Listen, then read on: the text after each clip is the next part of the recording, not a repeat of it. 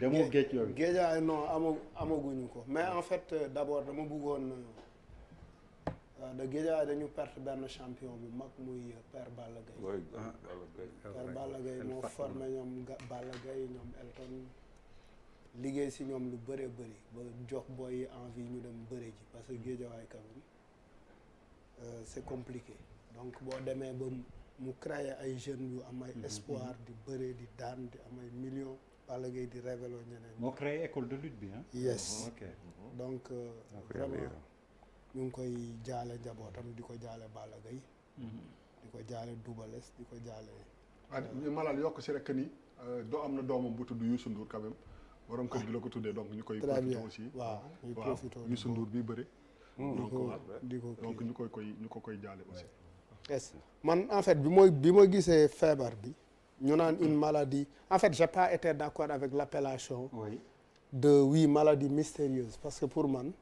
dans un pays sérieux c'est une fuite en avant c'est une fuite de responsabilité parce que picc waaga la gën a niru buñ koy xool xaw ma buuba ndax yow temps bu ko Malal barke Seydina Limaamu doo eggale. jëlal exemple ci Charles ndax non dama lay laaj non def ma ko daaw bu ko est-ce que mus nga arbis yow musuma arbis. xam nga luy arbis déedéet ci taw bi lay lan mooy arbis. arbis mooy bu tawee arbis ba par pare. exemple mooy uwilu oto bu jaxasoog ndoxu taw nga def tànku neen amoon naa benn grand frère Abdoul Wahab Talla day yàgg na arbis quoi chaque année day arbis ba nii en fait pour man bu genre affaire yi amee d'abord le 12 la ñu njëkk a yëg le centre de santé yi njëkk a recevoir les premiers patients et je pense que le 12 novembre centre de santé yi recevoir nañ les premiers patients donc l'autorité sanitaire était informée effectivement de cette maladie dite mystérieuse donc pour man en principe pour man li gën a jekk li gën a rafet mooy waruñu xaar effectivement que la presse en soit presse jiitu leen ci communication mooy li Pape Djibi doon wax léegi mais beneen affaire bi ci topp mooy bu ñuy xool mbir mi lenn rek la poser le problème de la surveillance et du contrôle de l'espace maritime c'est-à-dire ñu ngi ci géej lu fa munti am war nañ ko mun a xam ñu ngi 2020 bàkk nañ fi ay programme numérique wax fi ay digital wax fi ay affaires yu nekk def ci ay milliards en fait qu'est-ce qui se passe parce que pendant que nos quartiers parce que ay Almadies Fann Résidence Ouest Foire un peu partout nous sommes sous surveillance hein parce que quand même les gens ñu ngi surveiller nit ñi un peu partout il y a des caméras de surveillance pour man au même point de vue ni Ali Haïdar defoon bi mu nekkee ministère de l'environnement fu tàkk mu xam ko parce que il a un truc dans son bureau qui lui permet de savoir tout de suite fu am zone bu tàkk rek mu xam ko pour man zone bu am danger war nañ ko xam tout de suite et puis on ne doit pas être waruñu xaar léegi ñu ñuy wax ni way mun nañu surveiller sax léegi Sénégal bateau bu fi dugg rek mun nañ ko xam ak foo munti jóge mais mënaguñu xam gaal instant bii nii ñu ngi ci phase pilote xam gaal bu dugg dinañ xam et cetera et quand on me dit effectivement dafa nekk ci benn zone je suis un peu étonné si benn zone rek la nekk mais bu fekkee parce que pour man soit comme li nga wax sànq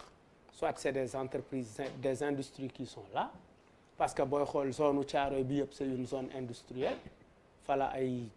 lu nekk fa lay jaar est-ce que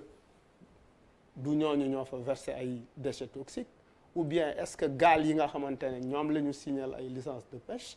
est-ce que du ñoom également ñoo fa sotti seen yooyu donc yu mel noonu pour man yu ñu war a gëstu la bu baax a baax et aujourd'hui dans cette histoire pour man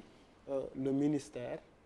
d'abord de la pêche am na ci benn responsabilité bu mag parce que quand même booy xool les pêcheurs la communauté des pêcheurs ci ñoom la ñu gën a dégg ay nit ñi nga xamante ne faatu nañ ci wàllu ci wàllu mbëkk mi ñoom la ñuy waxal effectivement licence de pêche ñoom ñoo liggéeyul bu lu mel nii ñëwaatee dal seen kaw ça devient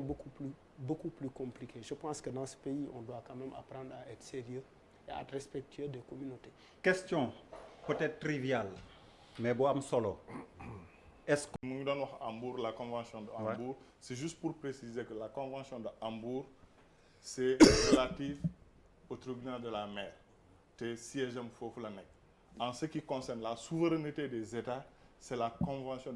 des Nations Unies de Montego-Bay qui date de 1982 donc ça n'a rien à voir oui Montego-Bay donc c'est cette précision je le fais et moom am na lu mu wax ci jën ci poisson et c'est très important parce que fu mu nekk ni situation moo am il faut que sénégalais yi xam poisson nu mu ko waxee noonu la jën c'est très rare pour ñuy jël produit chimique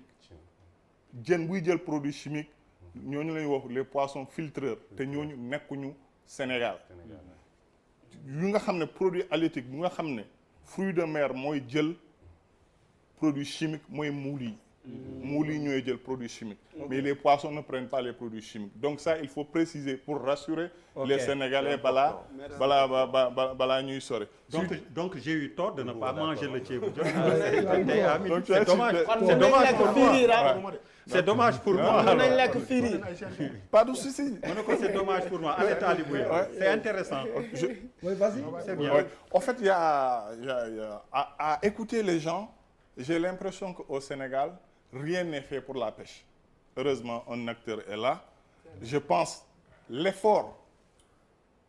que l'État a fait pour le secteur de la pêche et surtout la pêche artisanale je pense parle de la pêche artisanale il y a pas un secteur au Sénégal bu nga xam ne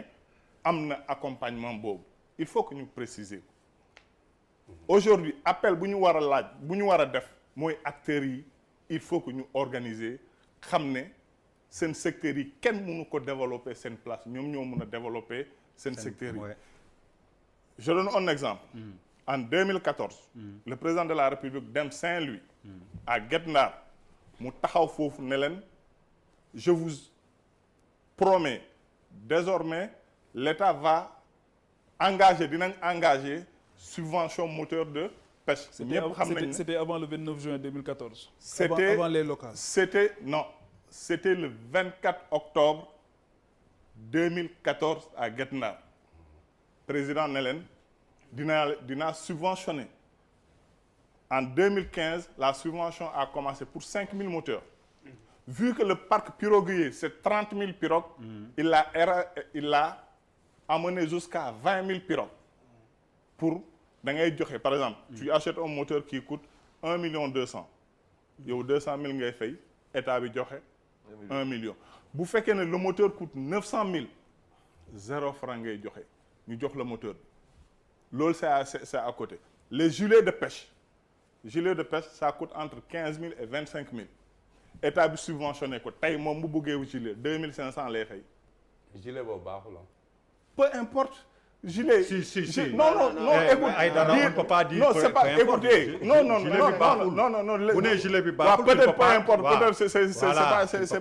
c'est pas long ñoom ñooy dem jënd les